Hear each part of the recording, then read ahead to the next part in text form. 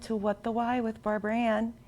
If you haven't seen us before, our show features conversations with diverse leaders from all walks of life about why they do what they do and how they figured things out. Maybe you're sick and tired of feeling sick and tired, or you feel stuck and you want to get unstuck in your business, your job, or your life. All of our guests have something in common with you. At some point in their lives, they felt similarly, and today is no exception.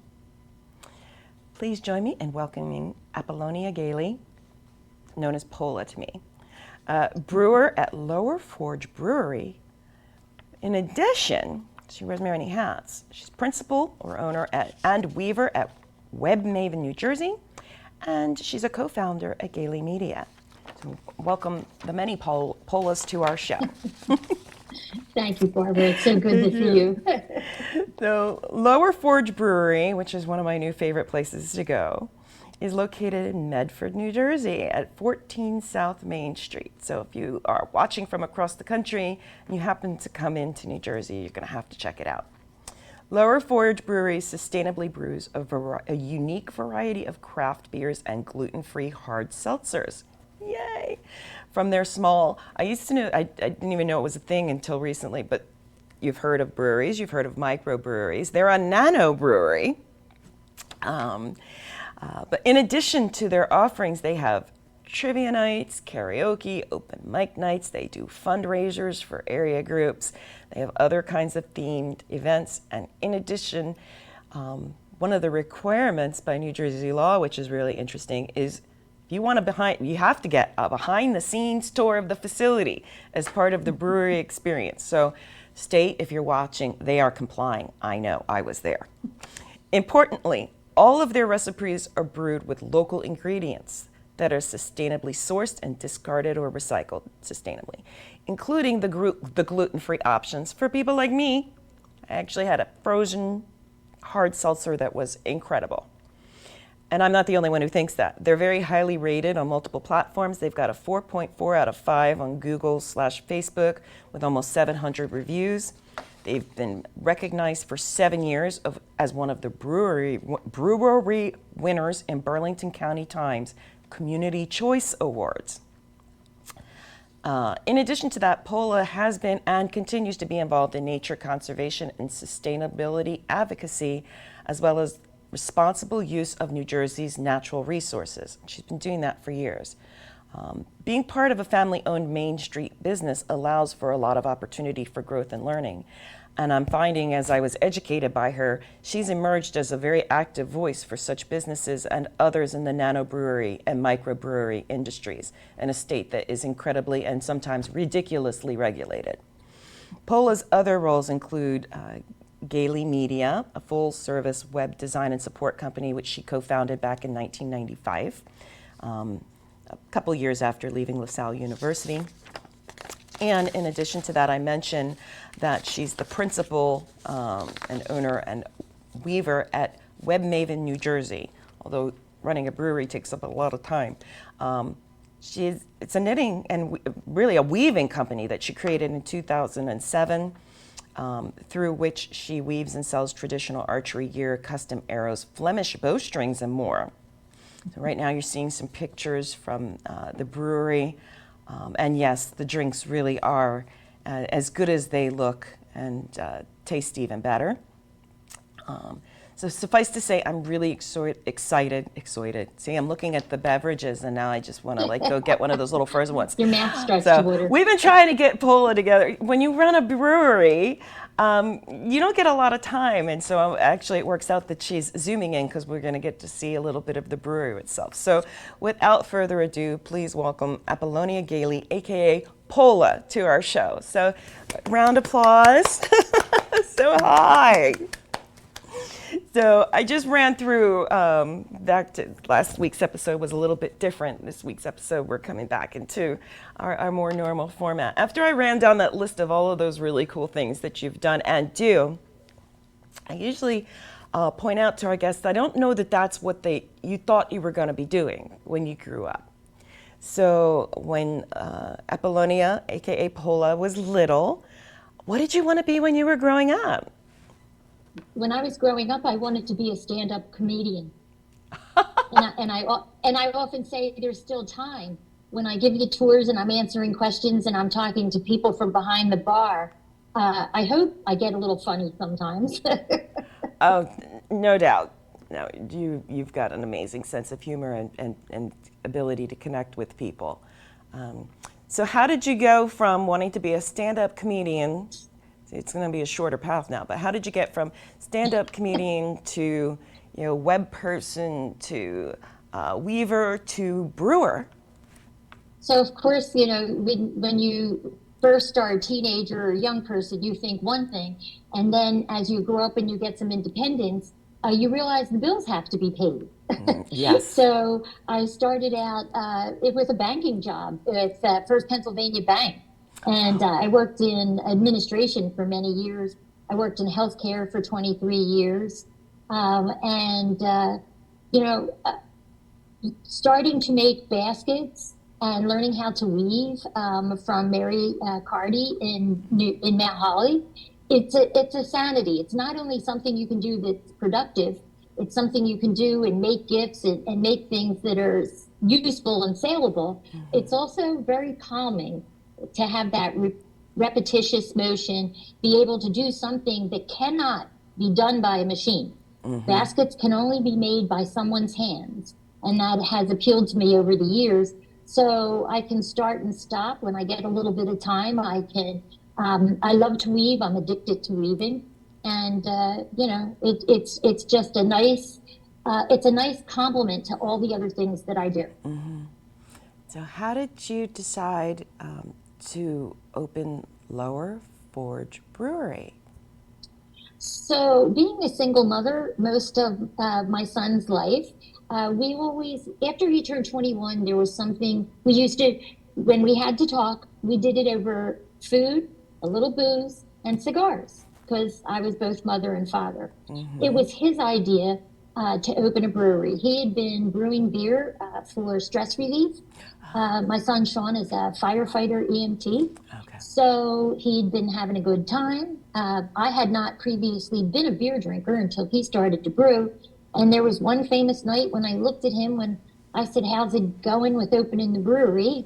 And my next question was, "Well, how can I help?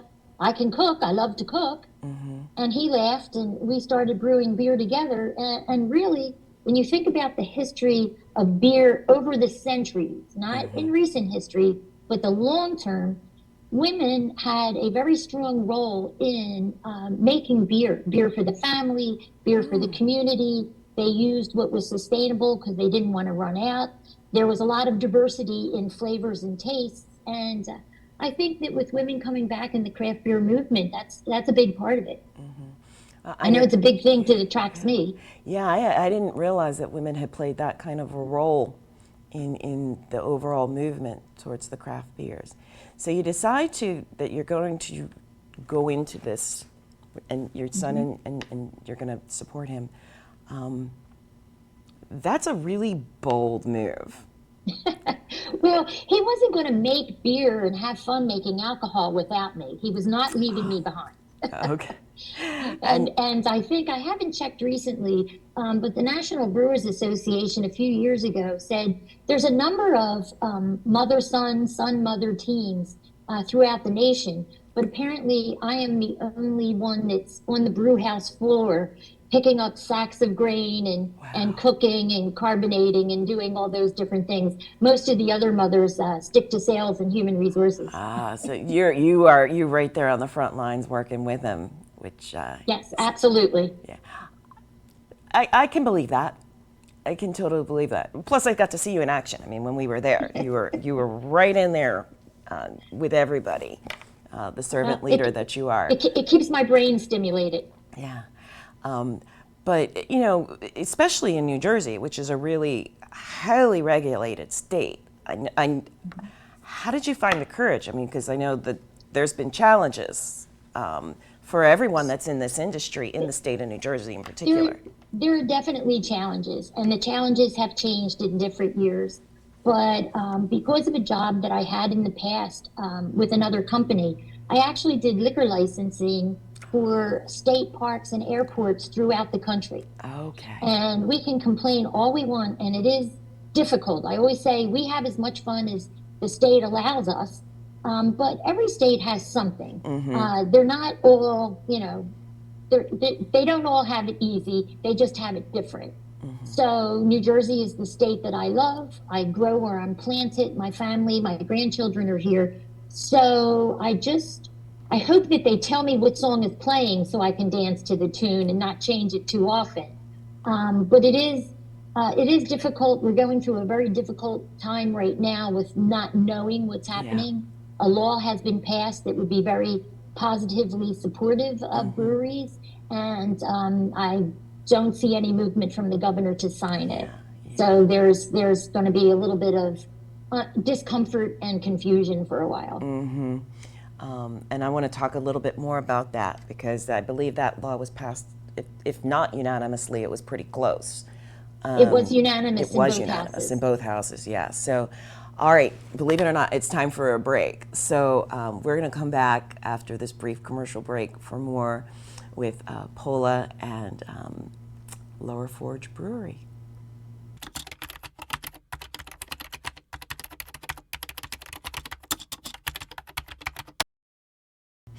Welcome back to What the Why with Barbara Ann and today's very special guest, Paula Galie, who's one of the brewers at the Lower Forge Brewery, which she works with in partnership with her son. And right before the break, we were talking about the fact that the state of New Jersey actually has, in both houses unanimously, so both parties got together and actually agreed on something unanimously that would really support the brewery industry in the state. But right now, it's still awaiting the governor's signature, so there's a little bit of uncertainty with that.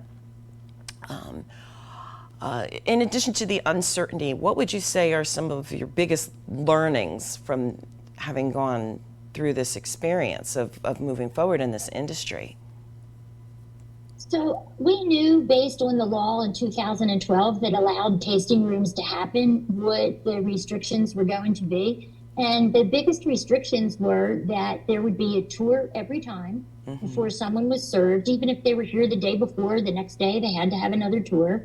And that we would not be allowed to make and serve any food, but that people would be allowed to bring in food or have it delivered. And we thought that looking at the law, it was pretty good. Then as breweries started to increase, there started to be, let's just say, tension between some other industries. And then the state came in and said, well, wait, we never said you could do other things. We never said you could do music or do other events. So then they started to limit us on what we were allowed to do.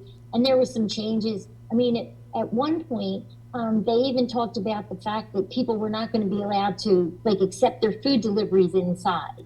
They were going to have to go outside, pay for it, and then bring the food in. Wow. But I believe that the Attorney General at that time said, let's not make it any more difficult for people who are imbibing in alcohol to have food because the breweries can't make it. Yeah, because yes, that was a good call on the Attorney General's part, because you really don't need a bunch of people drinking on an empty stomach. The playing field from what you thought you were doing when you put your business plan together, and you had to submit when you're getting your license application, you had to submit your business plan, which ours included being an artist incubator for music and for art, and to have pop-up shops and different things that were here. And that was one of the things that happened with the restrictions, is we were no longer allowed to have pop-up shops, and that our events were limited to 25 for the brewery, but they did allow a number of private parties. It just made it an uneven landscape that was a little uncomfortable, because you want to do well and you want to have a good business, and because we're hospitality, you want people to have a good time, but you also had to be extremely cautious. And even with all of that, you're doing so well. I mean, people love you. Your reviews are fantastic. So what is it that makes, and Barbara, I think Go I think ahead. that's because we love and care about them, and that makes a big difference. And you mentioned our gluten-free. It was Yes. very important to us, and we've been working for a long time to make an all-grain gluten-free beer for our customers and family members who have celiac or intolerances. But it's just so expensive. Yeah. That's why we went to the hard seltzer so that we could accommodate that population. Yeah.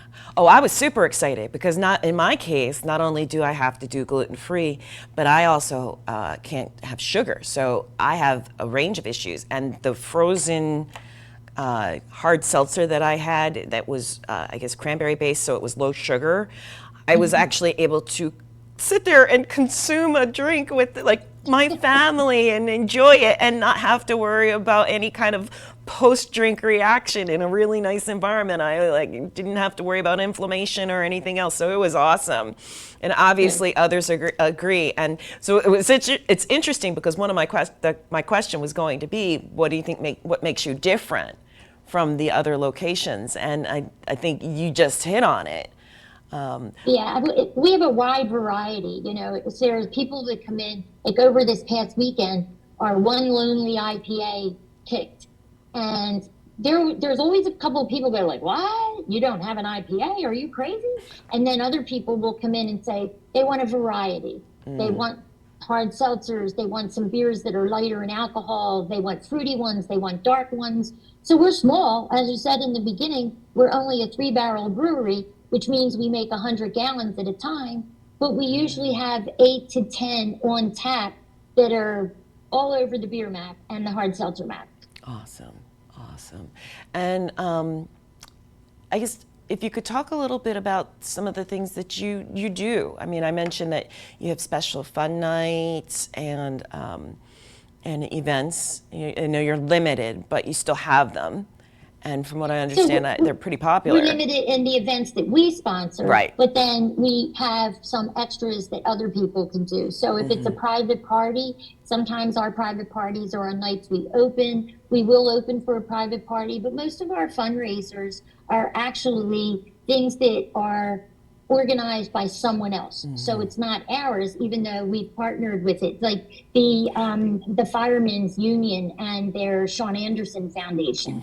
That was something that they wanted to do. And with Sean being a fireman, we were like, oh yes, you know, Yeah. and we made a hard seltzer and a beer that will continue to raise funds for them even now. I mean, when we wanted to open, we wanted to be more like the breweries of the Revolutionary War period, Okay. without fomenting rebuilds. We wanted to be a community center, someplace where people could come, they could relax. We consider ourselves a third space. So we're not home, we're not work, we're someplace that you can come, relax, you know, just kind of decompress for a little bit, make sure that you get home safe and come back again. I mean, that's how we see ourselves. So we really are involved. My daughter-in-law, Abby, is on the board of directors for downtown New Jersey for the Main Street Merchants Association. I'm on the environmental committee in the green team. We all participate in the trade associations, and I participate in the Open Trails New Jersey and the State Federation of Sportsmen's Club. I mean, these are grassroots organizations Yeah. that care about the environment, Yeah. wildlife, and the state of New Jersey's resources. And being a grandmother, well, I want my grandkids to have the same privileges and you know, the same privileges and the availability to recreate that I do. Yeah, and I do want to talk about your volunteerism because you have and still do. You mentioned just a couple of things there, but even your sustainability initiatives. I mean, the spent grain that you use. I think one of the pictures that we put up. I mean, even that is dealt with in a sustainable way in So terms of reuse. even from home brewing, we've never put our spent grain in the landfill. We've always recycled it as animal feed or for composting. Beer making is an extremely resource intense business. We use a lot of water, we use a lot of carbon dioxide. We're fermentation, so we're producing a lot of carbon dioxide. When we're cleaning, we're disposing of cleaning chemicals. So these things are very important to be aware of. And I'm very fortunate in that we have about 4 farms that I call on a rotating basis, especially during the summer because the grain is wet, so it'll spoil very quickly. So when I brew or Sean brews, we call the next person on the list and say, hey, we're going to take the grain out tomorrow. Can you come get it? If the answer is yes, great. If the answer is no, we go to the next person on the list. But we always are able to find somebody to come and get the grain and to use it and to not have it go to waste. And the same way with some of the fruits that we use. I will take them out. It's a little more work to do, but I will take them out and I will compost them because so the grain is prior to it becoming alcohol and prior to having the hops added to it. So that's safe for any animal. Once it's had the hops in it, you can't have it available to canines. And, of course, once there's alcohol in it, you want the alcohol to dissipate. So I usually just compost that. Awesome. So if there's somebody out there that's thinking about pursuing this business, what do you wish you knew pursuing this or even going into any type of a business, especially a Main Street business? Because Main Streets, there's a reason why there's special initiatives to make sure that we maintain and create environments for Main Streets to thrive. So what would you wish you had known that you would be, want to share with somebody else? My family really wanted to be on the Main Street because we felt this was the heart of Medford Village, the heart of Medford. When we first leased the property that we're in, and I walked from my home a few blocks away to the brewery, there were 13 empty storefronts on the first floor on our Main Street. Yeah. There are none today. Wow. And that's the difference between 2014 and 2023. So I think that if I had known then the changes that might come, I didn't anticipate the struggle for foot traffic. Because we have a business here that you can't ship alcohol. You have to you are allowed to deliver in New Jersey with special permits. But you really need people to come in. They either have to come into your brewery and get to like it and ask for it at a bar or restaurant to be able to get on tap. You really need that personal connection. It's not like they can see an ad on TikTok and the next thing you know, you're selling a bunch of beer. Yeah. There has to be that personal connection, and there has to be, and I always say to people, every brewery has a different personality. This is ours. But you could go into another brewery and have a completely different personality and still be great and still be fun and just be different. That's part of, I think, their popularity. But I didn't realize back in 2013 when we signed the lease, all of the obstacles that were going to come our way before we got open. Wow. And yet you persevered.